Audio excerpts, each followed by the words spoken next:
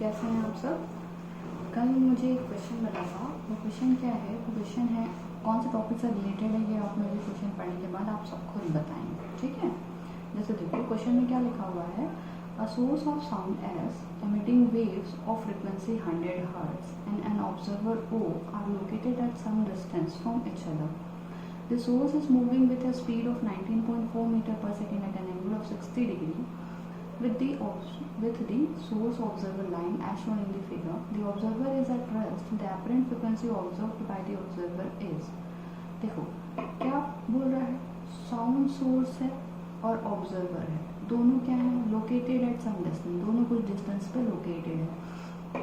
Source क्या कर रहा है, मूव कर रहा है। कैसे मूव कर रहा है, 19.4 मीटर पर सेकेंड की स्पीड से मूव कर रहा है। कहाँ से मूव कर रहा है, at an angle of 60 degree with the source observer line. Source और ऑब्जर्वर, मान लो ये सोर्स है, ऑब्जर्वर है, दोनों क्या है, कुछ दूरी पे हैं, ठीक है। दोनों कहाँ हैं, कुछ दूरी पे। सोर्स क्या कर रहा है, मूव कर रहा है कितनी स्पीड से, 19.4 मीटर प्रति सेकेंड की स्पीड से मूव कर रहा है। कितने एंगल पे, 60 डिग्री के एंगल पे। कहाँ से, तो सोर्स और ऑब्जर्वर की लाइन से, ठीक है। अब देखो अगला चीज बता रहा है कि ऑब्जर्वर क्या है, रेस्ट पे है। ऑब्जर्वर रेस्ट पे है, सोर्स क्या कर रहा है, मूव कर रहा है। हमें क्या फाइंड आउट करने बोला है, the apparent frequency observed by the observer. Apparent frequency observed by the observer. अब ये क्वेश्चन कौन से टॉपिक का है, अगर आप सभी को याद आ रहा होगा, ये क्वेश्चन हमारा कौन सा टॉपिक का है, डॉपलर इफेक्ट का है ना। डॉपलर इफेक्ट में ही हम पढ़ रहे थे कि हमारे पास दो चीज़ें थी, एक चीज़ क्या थी, सोर्स, और एक चीज़ क्या थी हमारे पास, ऑब्जर्वर। पहले केस में क्या था हमारे पास, एक केस में हमने पढ़ा कि सोर्स कांस्टेंट है, ऑब्जर्वर मूव कर रहा है। दूसरे केस में क्या पढ़ा कि सोर्स मूव कर रहा है और ऑब्जर्वर क्या है हमारा, कांस्टेंट है। एक बार क्विक रिवीजन करते हैं डॉपलर इफेक्ट का, उसके बाद वापस इस क्वेश्चन में, ठीक है। जैसे देखो डॉपलर इफेक्ट में क्या हो रहा था, डॉपलर इफेक्ट होता क्या है कि जब रिलेटिव वेलोसिटी में कुछ चेंजेस हो, या फिर ये बोल सकते हो कि जब रिलेटिव वेलोसिटी हो या रिलेटिव मोशन हो दो चीज़ों के बीच में, यानी सोर्स और किसके बीच में, आपके ऑब्जर्वर के बीच में, जब रिलेटिव मोशन हो तो सोर्स की फ्रीक्वेंसी एक्चुअल फ्रीक्वेंसी सुनाई ना देके क्या सुनाई देती है, कुछ दूसरी सुनाई देती है। आप उसी फ्रीक्वेंसी को क्या बोलते हैं, हम एपरेंट फ्रीक्वेंसी बोलते हैं। जैसा कि मानो हम एग्जांपल किसका लेके चल सकते हैं, ट्रेन का। जब ट्रेन हमारे पास आ रही होती है तो हमें ट्रेन की आवाज़ क्या सुनाई देती है, ज़्यादा सुनाई देती है, बढ़ती हुई सुनाई देती है। और जब ट्रेन हमसे दूर जाती है तो हमें साउंड क्या सुनाई देता है, ट्रेन का कम होता हुआ सुनाई देता है। बट एक बात बताओ, क्या ट्रेन की आवाज़ जो है वो बढ़ और घट रही है, नहीं बढ़ रही ना घट रही, वो तो कांस्टेंट है, बट हमें सुनाई वैसी दे रही है। क्यों सुनाई दे रही है, क्योंकि आपके बीच में और ट्रेन के बीच में क्या हो रहा है, रिलेटिव मोशन हो रहा है, ठीक है। तो फाइनली डॉपलर इफेक्ट क्या हुआ, रिलेटिव मोशन के कारण, किसके बीच में, सोर्स के बीच में और ऑब्जर्वर के बीच में, दोनों के बीच में रिलेटिव मोशन के कारण क्या होता है, ऑब्जर्वर की फ्रीक्वेंसी, सोर्स की फ्रीक्वेंसी ऑब्जर्वर को क्या सुनाई देती है, चेंज होती हुई सुनाई देती है, या फिर जो एक्चुअल है वो ना सुनाई दे के एपरेंट फ्रीक्वेंसी सुनाई देती है। उसी को क्या बोलते हैं, हम डॉपलर इफेक्ट बोलते हैं, ठीक है। जैसे मान लो ये ऑब्जर्वर है, ठीक है। जब ये गाड़ी इसके पास आ रही है, इसकी आवाज़ क्या सुनाई देगी, बढ़ती हुई सुनाई देगी। जब ये गाड़ी दूर जा रही है, आवाज़ क्या सुनाई देगी, इसको कम होता हुआ सुनाई देगा, ठीक है। जनरल लैंग्वेज में बोल देते हैं कि आवाज़ बढ़ रही है, यानी क्या बोलते हैं, पिच हाई है। पिच क्या है उसका, हाई। आवाज़ को कैसे रिलेट करते हैं हम, पिच से। जैसे बोलते कोई भी चिल्ला के बोलता है, क्या बोलते हो, मैडम उसका पिच ना बहुत हाई है, ऐसा बोलते हैं ना, ठीक। तो वही चीज़ है, जब साउंड बढ़ रहा है मतलब क्या बढ़ रहा है, उसका पिच बढ़ रहा है, ठीक है। जब साउंड कम हो रहा है मतलब उसका पिच क्या हो रहा है, डिक्रीज हो रहा है। मतलब गाड़ी जब पास आ रही है पिच क्या है, इंक्रीजिंग, और जब गाड़ी दूर जा रही है पिच क्या है, डिक्रीजिंग। बट पिच को हम फिजिकल लैंग्वेज में या फिजिक्स के लैंग्वेज में क्या बोलते हैं, फ्रिक्वेंसी। मतलब जब गाड़ी पास आती है ऑब्जर्वर की, फ्रिक्वेंसी क्या होती है, बढ़ती है, और जब गाड़ी दूर जाती है फ्रिक्वेंसी क्या होती है, कम होती है। मतलब अभी तक क्या चीज़ समझ पाए, एक तो ये समझ में आया कि डॉपलर इफेक्ट क्या होता है। दूसरा हम क्या समझे कि डॉपलर इफेक्ट मतलब किसका, रिलेटिव मोशन के कारण फ्रिक्वेंसी का चेंज होना, ठीक, या चेंज सुनाई देना। तो ठीक है, अब ये फ्रिक्वेंसी बोल तो दिया कि फ्रिक्वेंसी बढ़ रही है और फ्रिक्वेंसी घट रही है, बट होता कैसे, क्या होता है, देखो क्या होता है जब गाड़ी पास आती है, तो ये गाड़ी जब पास आ रही है इससे साउंड वेव्स निकल रहे हैं, ठीक है। अब जो ये वेव्स निकल रहे हैं ये ऑब्जर्वर तक पहुंच रहे हैं, ठीक। तो जब ये वेव्स ऑब्जर्वर तक पहुंच रहे हैं तो क्या होगा, नंबर ऑफ वेव्स, क्योंकि ये दोनों के बीच की दूरी क्या हो रही है, कम हो रही है, तो और number of waves per unit time क्या हो गया, ज़्यादा हो गया। जब ये गाड़ी दूर जा रही है तो number of waves per unit time क्या हो गया, कम हो गया, क्योंकि बीच के डिस्टेंस क्या होते जा रहा है, बढ़ते जा रहा है। तो number of waves per unit time में क्या हो जाएगा तुम्हारा, फ्रिक्वेंसी।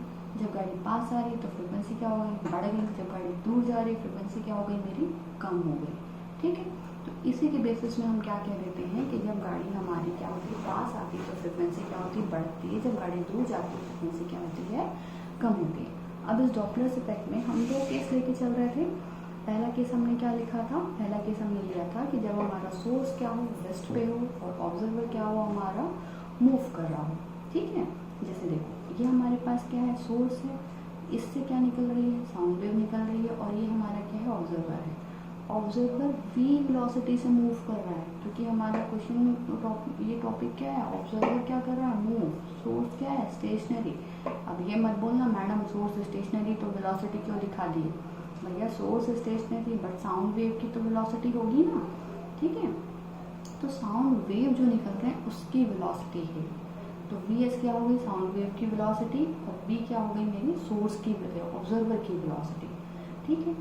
अगर मैं यहाँ से क्या निकालना चाहूँ, फ्रीक्वेंसी ऑफ साउंड सोर्स निकालना चाहूँ तो क्या लिख सकते हैं, वेलोसिटी बाय लैम्डा, ठीक। अब देखो v बाय लैम्डा कैसे आया, ये तो सबको पता ही होगा, क्यों, चाल बराबर क्या लिखते हो, दूरी बटा समय। तो दूरी यानी लैम्डा, और समय कितना लगा, ये कितना समय लगता है एक साइकिल कंप्लीट होने में, टाइम पीरियड, तो लैम्डा बाई क्या हो गया, t। 1/t को क्या लिखते हो, f, तो ये क्या हो गया, lambda into F V S, और यहाँ से क्या निकाल सकते हो, एफ, तो एफ निकालोगे तो क्या आएगा, v बाय लैम्डा। इसी को निकाल लिया कि जब यहाँ से फ्रिक्वेंसी निकाला साउंड सोर्स का तो क्या है, वी एस बाय लैम्डा, ठीक। अब ऑब्जर्वर की फ्रिक्वेंसी निकालने जाओ, ऑब्जर्वर की फ्रिक्वेंसी भी वैसे निकालोगे, कैसा निकालोगे, v बाय लैम्डा करके, ठीक।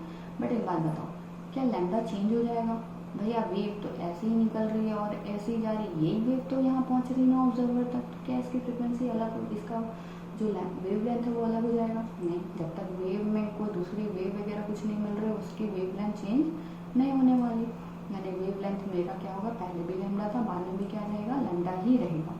बट एक चीज़ देखो, ये ऑब्जर्वर इस तरफ मूव कर रहा है, साउंड वेव इस तरफ मूव कर रही है, दोनों के बीच में क्या, अब क्या ऑब्जर्वर की वेलोसिटी v रहेगी, नहीं। कौन सी वेलोसिटी आ गई, क्योंकि दोनों के बीच में मोशन हो रहा है, ये वेलोसिटी कौन सी आएगी, रिलेटिव वेलोसिटी आएगी, और ऑब्जर्वर की वेलोसिटी क्या हो जाएगी फिर v प्लस वी एस।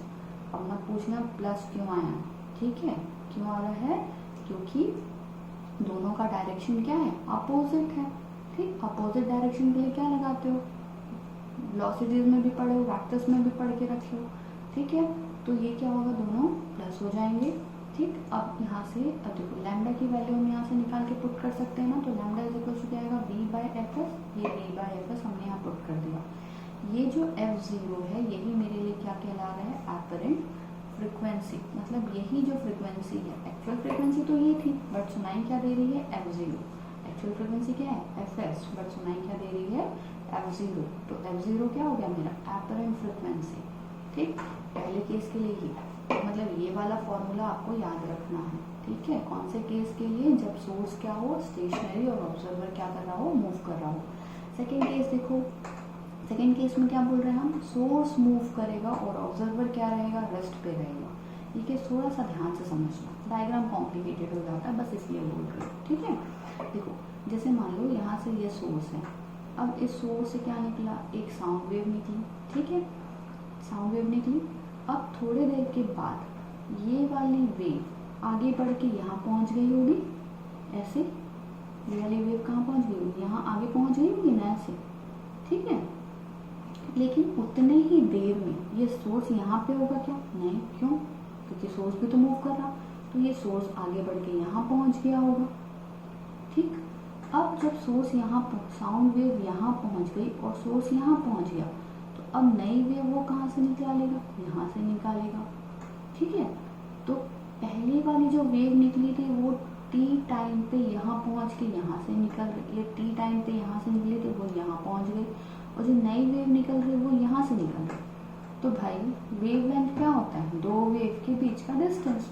तो ये एक वेव, ये एक वेव, यानी अब वेवलेंथ कौन सी हो गई? ये वाली हो गई। ये दोनों के बीच का जो डिस्टेंस है वो वेवलेंथ हो गई। ठीक है, एक बार फिर से देखो, नहीं समझ में आया होगा। यहाँ से साउंड सोर्स है, इसमें से क्या निकली? एक मेरी वेवलेंथ निकली। ठीक, ये वेवलेंथ की टोटल वेवलेंथ कितना लिख सकते हो? v into T. क्या लिख सकते हो? v into T. ठीक, टोटल साउंड का पूरा, साउंड की वेलोसिटी इंटू टी, क्योंकि साउंड वेव की वेलोसिटी लिख रहे हो, v इंटू टी लिख दिया। ठीक है, अब देखो इसके बाद ये सोर्स क्या हो गया? आगे बढ़ गया। सोर्स क्या हो गया? आगे बढ़ गया। तो जब सोर्स आगे बढ़ गया मेरा, तो अब ये वेव भी तो आगे बढ़ गई होगी, क्योंकि कुछ टाइम हो गया। तो टी टाइम के बाद ये वेव कहाँ चली गई? यहाँ चली गई, और ये सोर्स कहाँ चला गया? यहाँ। तो अगली वेव अब यहाँ से निकलेगी। अगली वेव कहाँ से निकलेगी? यहाँ से निकलेगी। तो जब अगली वेव यहाँ से निकलेगी, तो अब इसके और इसके बीच का ही जो लैम्डा होगा वही तो इफेक्टिव लेंथ है, या वही तो मेरा लैम्डा है। ठीक, अगर ना समझ में आप एक बार फिर से देखो। जैसे मान लो ये वाला डायग्राम, ये मेरे पास क्या है? सोर्स है। ठीक, सोर्स से मान लो ये वेव निकली। ठीक, थोड़ी टी टाइम के बाद, कितने टाइम के बाद? टी टाइम के बाद। टी टाइम के बाद ये जो वेव है, ये वेव कहाँ पहुँच गई? यहाँ पहुँच गई। ये जो वेव निकली थी वो यहाँ पहुँच गई। बट उसी टी टाइम पे ये सोर्स कहाँ पहुँच गया? यहाँ पहुँच गया। ठीक, तो अब अगली वेव वो यहाँ से निकलेगी। तो पहले वाली वेव यहाँ है, दूसरी वेव यहाँ है। ठीक है, ये तो है ही नहीं, ये तो यहाँ पहुँच गई, और ये सोर्स यहाँ पहुँच गया। तो दो वेव के जो बीच का डिस्टेंस होगा वही क्या होगा? इफेक्टिव वेवलेंथ होगा। ठीक है, देखो वेवलेंथ कैसे निकालते हो? ऐसे निकालते हो ना, ऐसा डायग्राम बनाते हो, ऐसा, और फिर अगली वेव ऐसी, ये एक वेव और ये दूसरी वेव, ये दोनों क्या है? वेवलेंथ। सिर्फ ये वेवलेंथ है क्या? नहीं, ये भी क्या है? यहाँ से यहाँ भी देखोगे, सेम पॉइंट अगर देखोगे तो सब क्या है? वेवलेंथ ही है। ठीक है, तो सेम वैसा ही है। यहाँ से ये टोटल डिस्टेंस क्या हो जाएगा मेरा? v इंटू टी, और ये जो यहाँ से ये साउंड सोर्स चल रहा है, तो सोर्स की स्पीड इंटू टाइम, ये वाली डिस्टेंस। जैसे आप दूरी कैसे निकालते हैं? दूरी हम कैसे निकालते हैं? चाल बराबर दूरी बटा समय, ऐसे निकालते हैं ना। तो देखो, तो दूरी मतलब दूरी क्या हो जाएगा? लैम्डा। समय कितना लग रहा? टी, और चाल क्या है? v। तो जब हमने यहाँ पे देखा वेव के लिए देखा, तो वेव की स्पीड v हो गई। ठीक है, और यहाँ पे लैम्डा, तो ये वाली दूरी क्या होगी? Lambda is equals to v into t. फिर ये वाली दूरी क्या हो जाएगी? सेम वैसे देखोगे तो ये किसकी स्पीड? सोर्स की स्पीड, लैम्डा इंटू टी। ठीक, तो यहाँ पे जो दूरी हो जाएगी वो क्या हो जाएगी? V S lambda into T. तो ये जो लैम्डा ई है वो क्या निकला? We t minus this distance, ये लैम्डा वन, ये लैम्डा टू। लैम्डा वन में से लैम्डा टू माइनस करोगे तो लैम्डा इफेक्टिव निकलेगा। देखो यहाँ से यहाँ तक की दूरी क्या है? Lambda one. यहाँ से यहाँ तक की दूरी क्या है मेरी? Lambda two. तो इसमें से इसको घटा दो तो ये क्या बच रहा है? लैम्डा इफेक्टिव बच रहा है। ठीक है, तो कुछ समझ में आया? तो we t minus v S T, ये क्या हो जाएगा? लैम्डा इफेक्टिव हो जाएगा। अब देखो एक बार और आगे देखते हैं। तो अब जब हमें एपरेंट फ्रीक्वेंसी निकालना है, क्या लिखोगे formula? Again v by lambda effective या फिर लैम्डा चेंज। लैम्डा चेंज की वैल्यू क्या है? V t minus v s by two t. ठीक, टी कॉमन है, तो पहले जैसे हम लोग यहाँ ये वाले केस में निकाले थे ना इनिशियल वाला, वैसे सोर्स के लिए भी निकाल सकते हो। सोर्स के लिए क्या निकालोगे बताओ? फ्रिक्वेंसी जब निकालने जाओगे तो वी एस बाय लैम्डा ऐसे ही निकलेगा। सोर्स के लिए ऐसे ही निकलेगा। हाँ, तो इसको हम लोग क्या कर देंगे? यहाँ पे देखो टी के जगह या तो सीधा सीधा लिख लो, वन बाई टी को क्या लिख सकते हैं? वन बाय एफ एस लिख सकते हैं। वन बाई टी है तो डायरेक्टली क्या लिख सकते हो? F S. ये वाले फाइनली तुम्हारे किसकी वैल्यू? एफ जीरो की वैल्यू, यानी एपरेंट फ्रिक्वेंसी की वैल्यू सेकेंड केस में। क्या किया? कुछ नहीं किया, जो लैम्डा ई निकाला था उसकी वैल्यू पुट कर दी, टी कॉमन ले लिया, वन बाई टी है यहाँ पे, वन बाई टी को क्या लिख सकते हैं? एफ एस लिख सकते हैं, एफ एस लिख दिया। ठीक, क्योंकि 1/t इज इक्वल्स टू क्या होता है, 1 टाइम पीरियड फ्रिक्वेंसी होती है, इसलिए फ्रिक्वेंसी लिख दिया, ये एपरेंट फ्रिक्वेंसी आ गई। ठीक है, तो अगर समझ में आ गया हो तो ये वाला फॉर्मूला भी आपको क्या करना है, याद रखना है। ठीक, अब देखो तीसरा केस, अगर दोनों चीज़ें समझ गया हो, तीसरा केस बहुत इंपॉर्टेंट, थोड़ा एनालिसिस करना है, ये चीज़ें हमें याद नहीं करनी, बिल्कुल भी याद नहीं करनी।